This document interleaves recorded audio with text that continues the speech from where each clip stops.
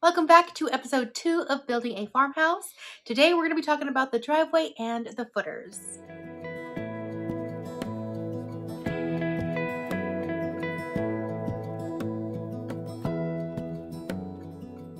Hey there, welcome back. My name is Yami. I am your Latina next door.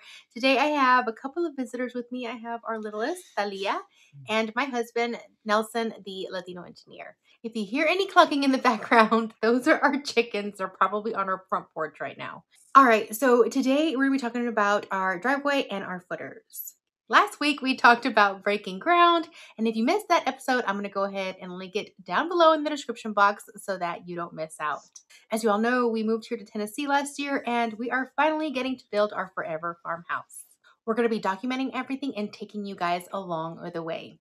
Now, if you recall, we shared a little bit of footage in our last video, and one of the very first things we had to do before we broke ground was find a new point of entry onto our property. Our property is kind of a rectangle with a sharp point to one side where the two roads connect. Now that point is a little bit long, and in that corner there is a gate, which we have been using since we moved in.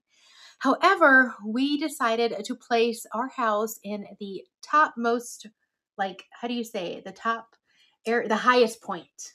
At the highest point of the property. That way we can overlook everything, and it's better for water runoff. So if you're at the highest point when it rains, water will naturally run off and away from the home, so you won't have any water issues. His reasoning is more practical. Mine is more aesthetic.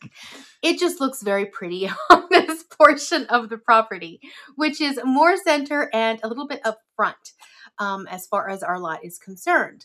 However, if we would have used the same entrance or the same gate that we've been using, our driveway would have been ridiculously long and it would have been very expensive. Yeah, it would have been, oh God, I don't know, like 600 feet at least.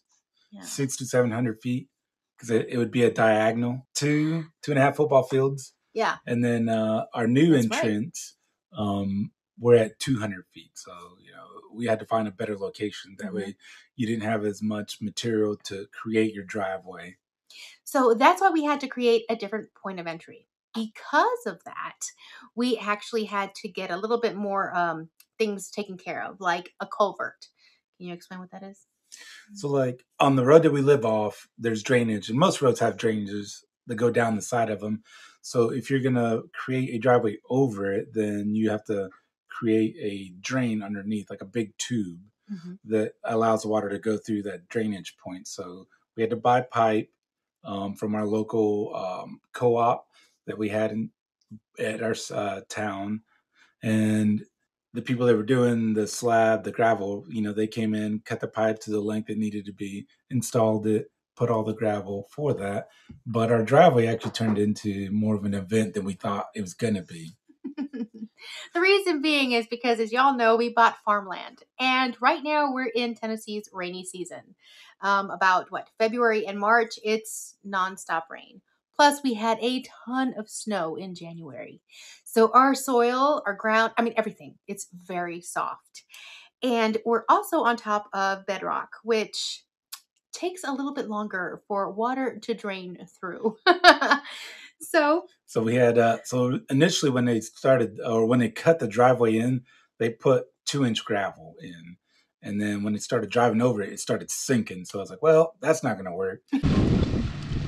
All right, so what they're doing, since the ground is kind of soft, they are scraping some of this gravel out of the way, and they're bringing a bigger load of gravel.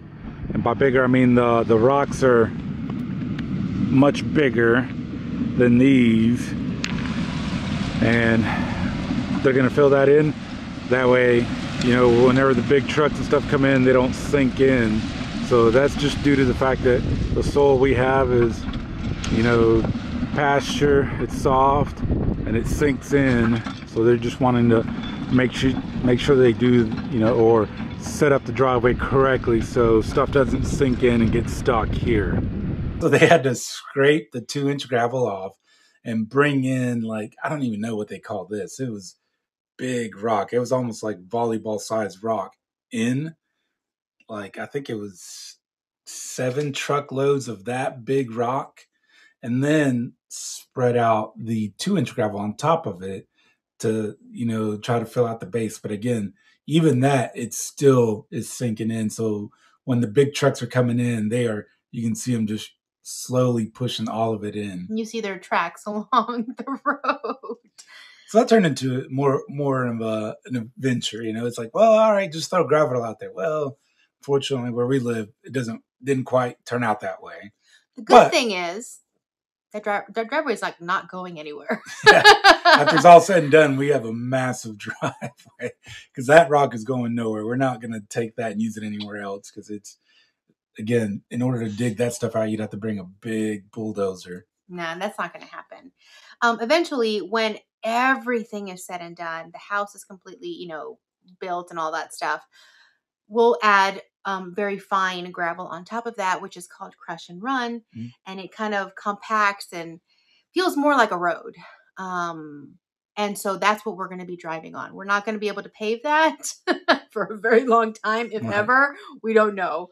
But yeah, as far as the driveway is concerned, we have gravel. It's enough for the big trucks to come in and bring, the cement that we need and any of the other really heavy stuff like lumber, joists, and all that stuff. So we needed to make sure that that was secure, installed properly, and none of the trucks are going to get stuck. Anything else you want to say about the driveway? No, I think that's it. All right. I mean, I think we had a total of 13 truckloads of huge dump truckloads. Yeah, it was more than what we expected, which means there went up, their budget went. So, yeah, good times. But, it's there, the slab contractor, he explained, he's like, hey, do you want to spend all the time trying to get the concrete trucks towed out, or do you want to create a good road so nobody gets stuck? That was more important to us because that would have been a lot more of a headache to pull any big trucks that were stuck in our yard.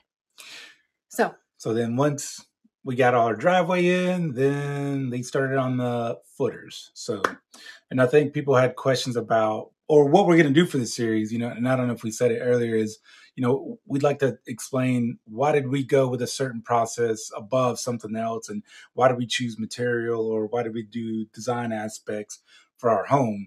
Some of it is personal, and some of it are personal preference, and some of it is actual structural or just stuff that we have to do just based on me, my commercial experience. And we didn't want to cut corners on stuff, and we see how people, or I've seen how people build stuff, and we're like, yeah, we're not going to do that for our, forever home that we're going to be in. Now, the design of the house, which we'll share in a later video, I promise, ended up being a little complicated. We looked at it. It works for us. We're in love with it. It was the house plan that we just both fell in love with. One of the very first ones that we looked at. Of course, once you buy the plans and start looking at everything structurally, you start figuring out, okay, this is exactly what this is going to entail in order to make sure that this structure is solid, it stays forever. And so Nelson, one of the things that he wanted to make sure we had was a slab house. We were not going to do a basement. And all of our previous homes, if y'all recall, I have all of the video tours on my channel if you guys want to check them out, but all of them were on basements. And we love the idea of having a basement. It was extra space. It's a catch-all. That's all you do is put stuff in there and fill it up, and you never see it. That's what we came to find out, is we practically ever used that level of the house. And the only house that we actually used it in quite a bit was the last house. And the only reason is because I had my YouTube studio and the laundry down there. Those are the only two real reasons we had that basement, and it was functioning for us. But here on the property, we decided we were going to have a YouTube studio anyways. And this is the structure that we're in right now. So if we have a YouTube studio already on property, we really don't need the basement because that takes care of that.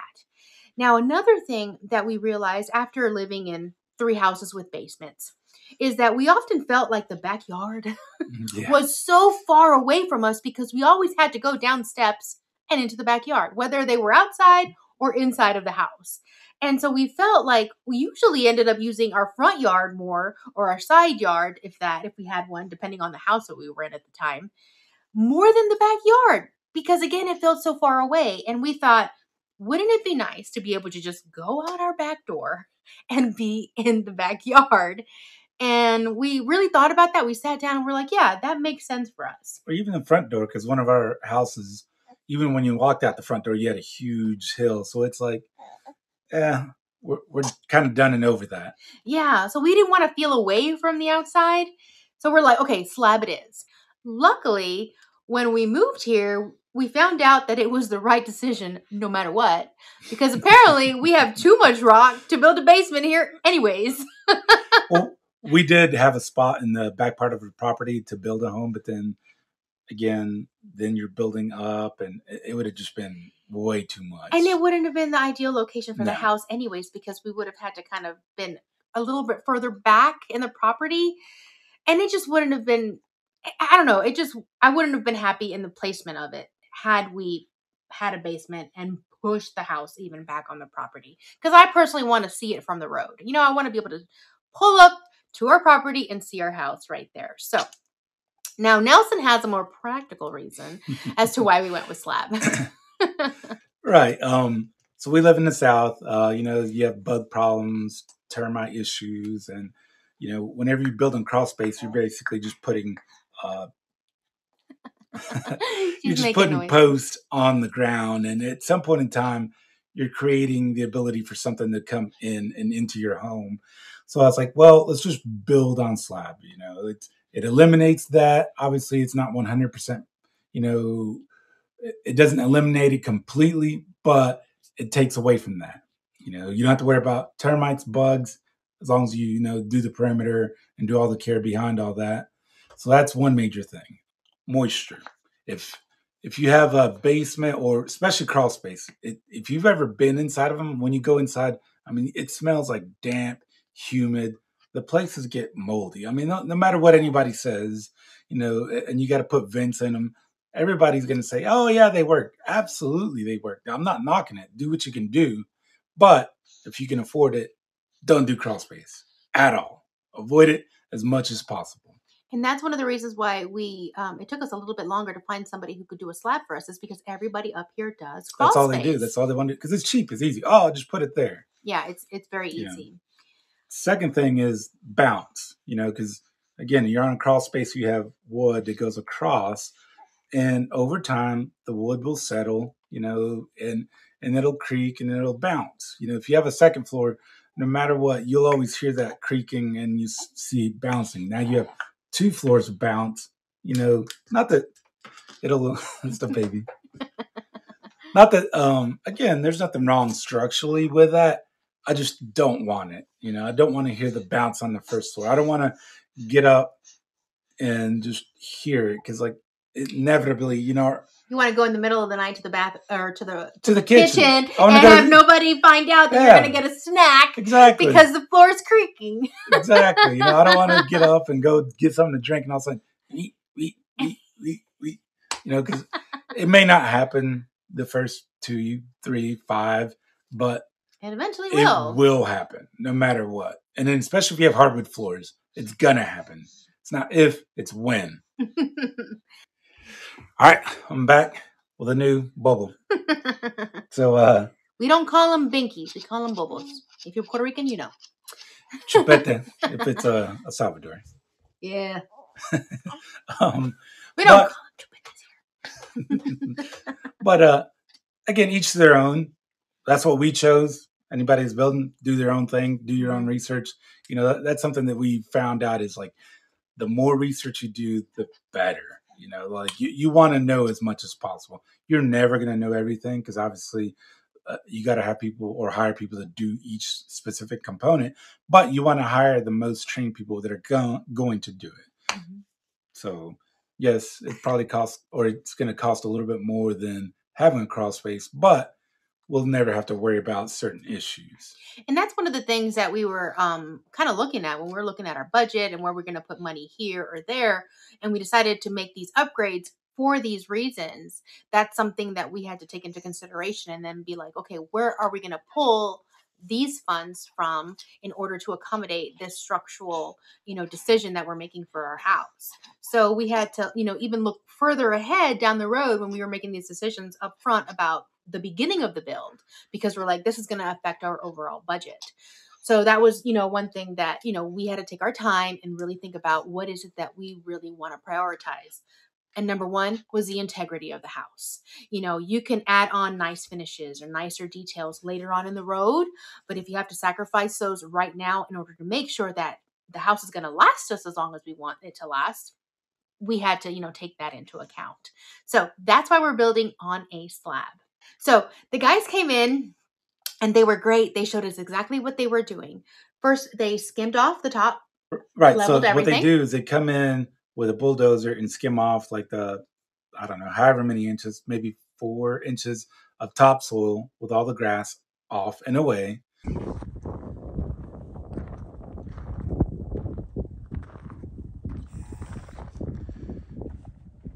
So we got our gentleman out here. He is laying out the points of the home so we can set up forming, so they can start digging out for the footers, and we can start having some real fun, start actually seeing, oh, it's getting fuzzy, sorry. Start getting the real work done. So that is a GPS that he's holding up. It's got a little tablet or computer hooked up to it, and it is based off of that, the stuff he has, and all of that is hooked up to the big eye in the sky. Again, sorry. Man, there we go. Anyways, there's the GPS thing telling us exactly where we can start laying out the house. And during the process of that, they found that they hit rock at certain areas. Mm-hmm. So when they poured our footers, they have to do it as a step down method. So like one side of the home is higher than the other side of the home, like this, And in order to get everything to grade, we're actually going to have to do blocks all the way around the perimeter and on the footers. That way you have like one row on the high side and then several rows on the other side. So it's all level. And then you pour one continuous slab and it all pours over and it locks it in. And we'll have one big encased slab. I mean, that thing is not going to go anywhere because like the footers are actually screwed, concreted, rebarred to the bedrock. Yeah, to the actual bedrock. Rock.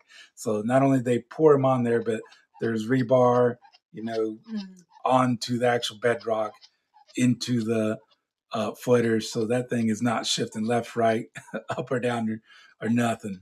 And the reason we know that was because the gentleman who owns the company who was doing this for us, he walked us through everything and he actually showed us. He said, this is exactly what we're doing. Yeah.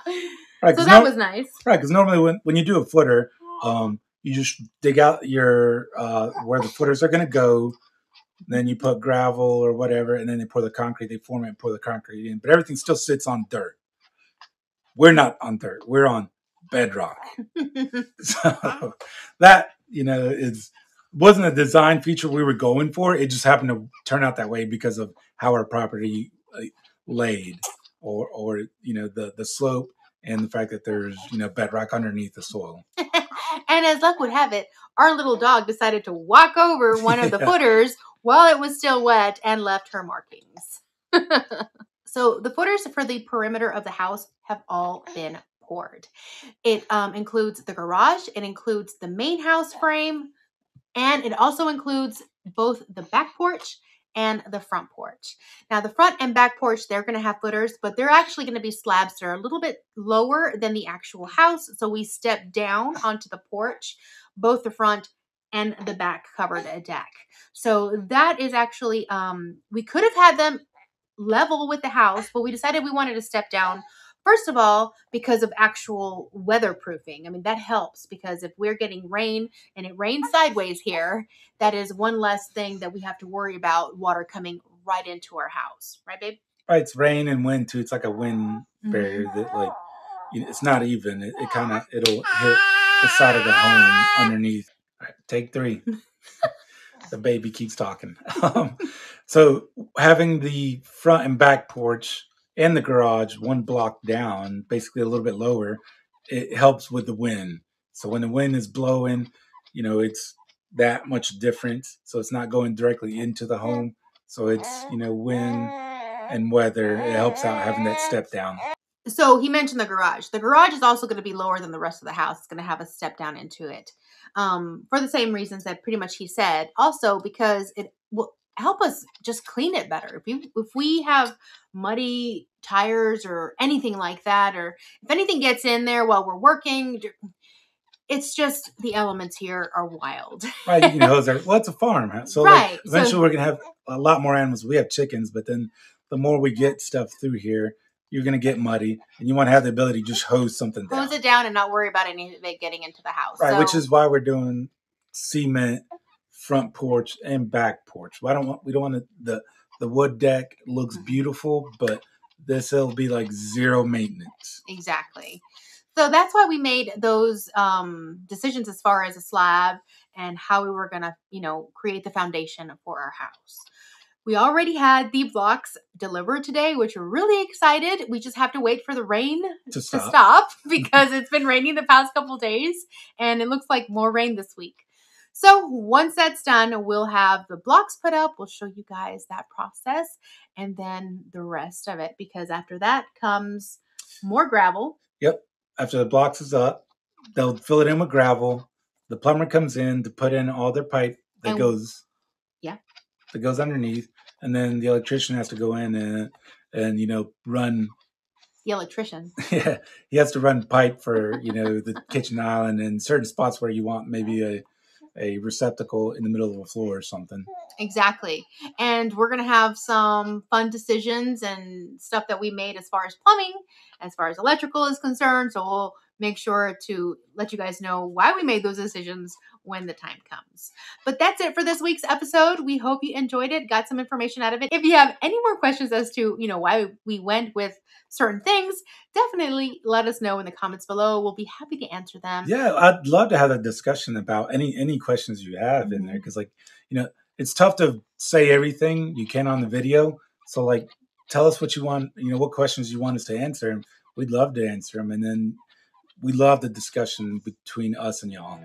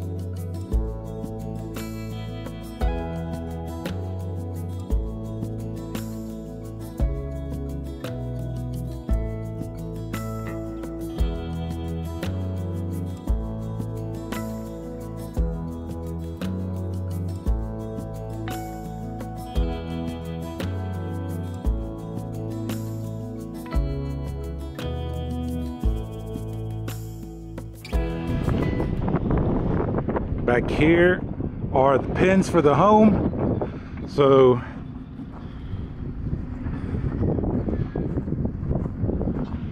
it's kind of hard to see, but the gentleman was out here with a GPS marking all the pins of the home where they need to be. That way they can start digging it up, start you know, making room so they can put footers and, you know, getting ready for the slab.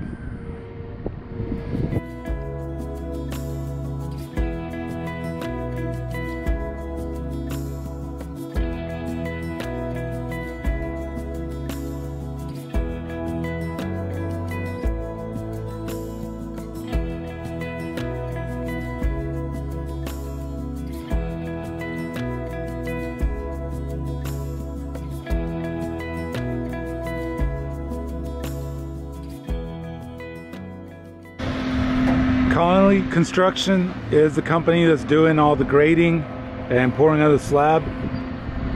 The owner, awesome guy. He has allowed me to call him numerous times. You know, you hire somebody to do the work and they kind of just want to do their thing without having to answer a million questions, but this gentleman has been awesome. He's allowed me to call him at least once a day for the past month or so. And if y'all are doing any, you know, slab work, grading, clearing, I would definitely give this gentleman a call.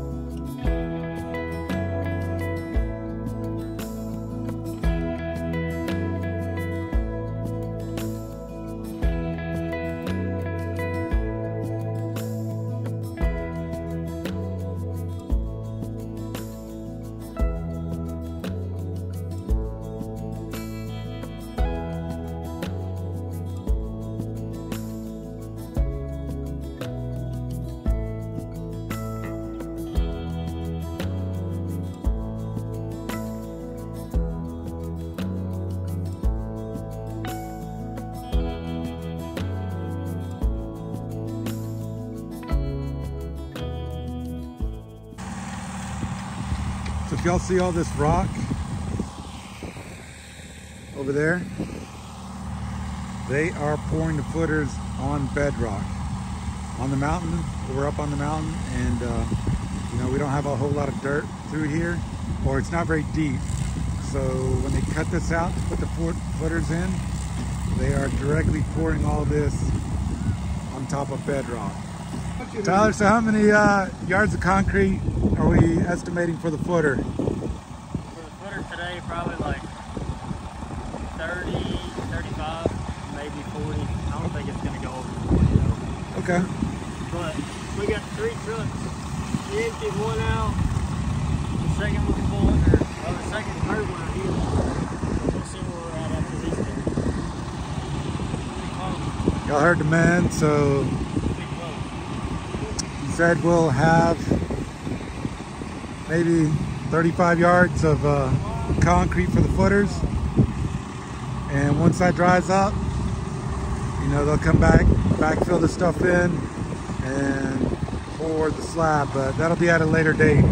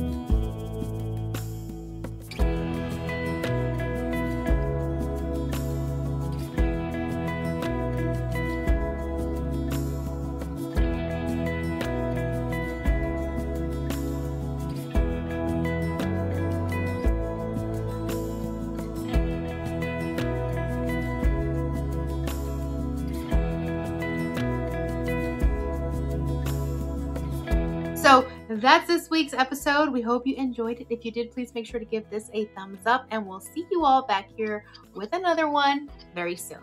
Until then, adios.